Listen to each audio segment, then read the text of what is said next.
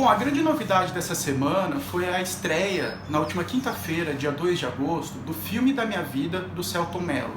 Eu fui à cabine de imprensa, eu assisti, conferi, saí de lá com algumas impressões, de algumas coisas eu gostei, de outras nem tanto, ou muito pouco.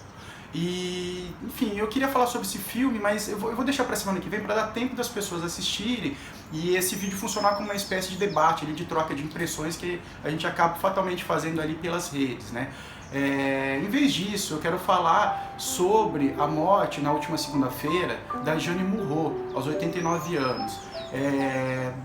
Enfim, é uma notícia que ela já tinha cumprido um grande papel aí no cinema, mas enfim, a gente fica tocado ali com uma notícia assim, e eu pelo menos passei a semana ouvindo Joana Francesa, do Chico Buarque, que é uma das canções que eu mais gosto do Chico, e ela foi feita para o filme homônimo, né? O filme Joana Francesa, do qual ela participa. Em uma das cenas mais famosas, ela canta Joana Francesa.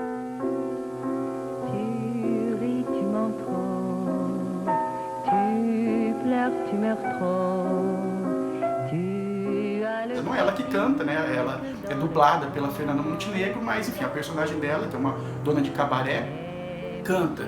E, enfim, é difícil você dissociar a imagem dela com a música, enfim, a gente já tem ali uma relação dela com a música brasileira e tem outra, eu volto a falar sobre isso. Na semana eu voltei a assistir também o Jules e Jim, que é talvez o grande filme da carreira dela, né? E é também uma grande porta de entrada para o cinema francês dos anos 60, Truffaut, Godard, que é a Nouvelle Vague. Nesse filme do Truffaut, é revolucionário para os padrões da época, né? O Truffaut, ele quis fazer, aliás, os diretores desse movimento, eles queriam trazer para o cinema personagens comuns, atores e atrizes que se parecessem com as pessoas que a gente convive na rua, que faz parte da nossa vivência, que não tivesse aquele glamour de Hollywood ou do cinema francês pré-Nouvelle Vague, né? E assim, ela é determinante para nesse movimento, né?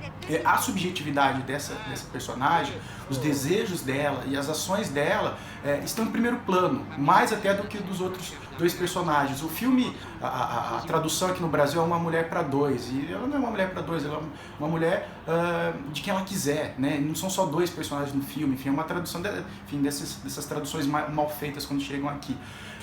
Mas assim, eu fico muito tocado, e eu voltei esse filme depois de um tempo, e a gente começa a pegar outras coisas que a gente não percebia quando assiste um filme desse em outros períodos, né? A forma como ele é feito em solavancos, como os diálogos eles não são concluídos, as experiências, as vivências, elas são interrompidas também, porque a vida é feita de interrupções, né? O cinema francês dessa época, ele foi revolucionário porque ele trazia isso, né? Ele quebrava esse modelo de começo, meio e fim, de coisas que se resolvem, de assuntos que têm grandes desfechos, e na verdade a vida não é assim, ela é interrompida. É uma história que é inclusive interrompida pela Primeira Guerra, os dois amigos, um alemão, outro francês, enfim.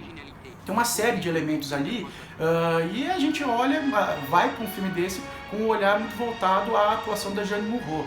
E assim, eu quis gravar esse vídeo sobre ela, assim, primeiro porque ela, além de uma grande atriz, foi uma personagem muito interessante, né? Para quem tiver acesso, teve esse DVD de uma coleção da Folha recente, em homenagem a ela, né? Que é justamente sobre o filme Jules e Jim, e tem uns textos de apoio, né?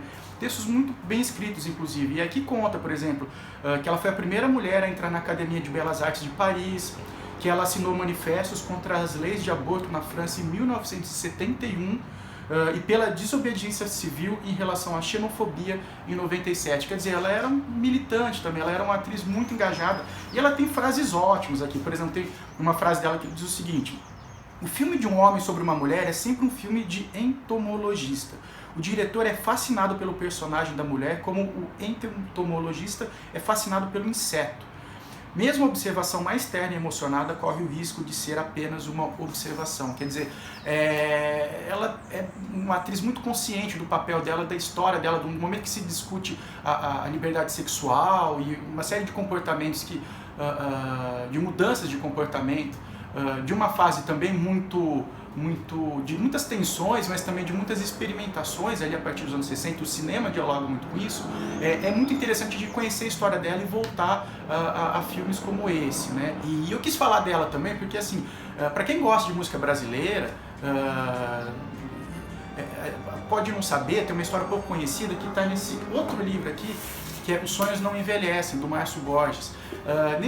O Márcio Borges, irmão do Lô Borges, né, o Lô Borges caçula da família, foi um dos primeiros parceiros do Milton Nascimento na música. E ele conta uma história muito interessante aqui sobre o encontro do cinema com a música, do qual todos nós somos de alguma forma tributários, né? Que é assim, o Márcio Borges tinha pirado no Jules e Jim, que é esse filme que a gente está falando, tinha assistido diversas vezes e queria trazer o Bituca, como o Milton Nascimento era conhecido, para uma sessão em Belo Horizonte. O Bituca, ele não tinha grandes pretensões artísticas, ele trabalhava num escritório ali, ele tocava violão, mas enfim, ele ainda não tinha despertado para a música como uma forma de criação e de vazão de sentimentos, como até ele assistir Jules e Jim. Ele ensaiou ali uma resistência e falou, pô, cara, não é possível que esse filme seja tão bom assim, né? Mas vamos lá, vamos ver. E aí eles entraram na sessão das 2, saíram às 8 da noite atordoados, chorando, cheio de impressões, cheio de coisas dentro do peito, né? Que são temas tão caros ali, a temática, né? A obra do Milton Nascimento, e começaram a escrever ali algumas das primeiras composições dessa parceria que deu início um dos movimentos mais ricos da música brasileira, que foi o Clube da Esquina, e transformou o Milton Nascimento numa espécie de porta-voz da nossa música. Dali, naquela noite, saíram o Paz do Amor que Vem, Novena, Gira, Girou e Crença. Né? Então dá pra dizer que se não fosse o Truffaut, se não fosse Jeanne Moreau, se não fosse a emoção que eles sentiram assistindo a esse filme, provavelmente eles não teriam feito tantas músicas naquela noite e, enfim, os caminhos poderiam ter sido outros ali, como cantores e compositores. Bom, muitos anos depois, já em 93, né, isso tudo foi nos anos 60, nos anos 90, o Milton já consagrado, ele vai fazer umas apresentações em Nova York, e um amigo em comum disse o seguinte, eu vou fazer uma surpresa para você. E ele levou o Milton até o apartamento da Jeanne Moreau, em Nova York. E quando ele viu a Jeanne Moreau, ele ficou emocionado e contou para ela de tudo, do começo, da emoção que ele sentiu vendo o filme dela, da vazão que ele deu para tudo aquilo que ele sentiu em forma de música, e como aquele cinema inspirou aquele movimento, aquela verve criativa que estava dentro dele, que ainda não tinha sido destampada. E a Jeanne Moreau fala algo que é ótimo, que a gente fica até emocionado lembrando, que é assim, olha só como é um encontro da arte, né, da obra de arte, do cinema com a música, enfim. Ontem fui eu que emocionei, enfim, e hoje são vocês e amanhã serão outros.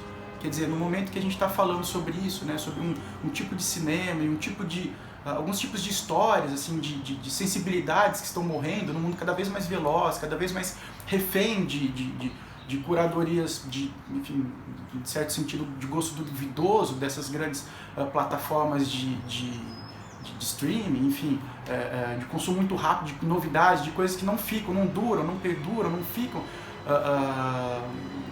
para sempre, né, ali na nossa estante, em DVD, CDs, enfim, essas formas físicas de mídia, é um momento da gente refletir um pouco, pensar um pouco e fazer uma homenagem a esses grandes artistas que trouxeram a gente até aqui, né? Afinal de contas, amanhã serão outros. Né? Então fica aí a nossa dica, a nossa homenagem, para a gente não deixar que essa sensibilidade do Truffaut, Milton, Jeanne Moreau, que essa sensibilidade morra num mundo cada vez mais veloz, cada vez mais atropelado.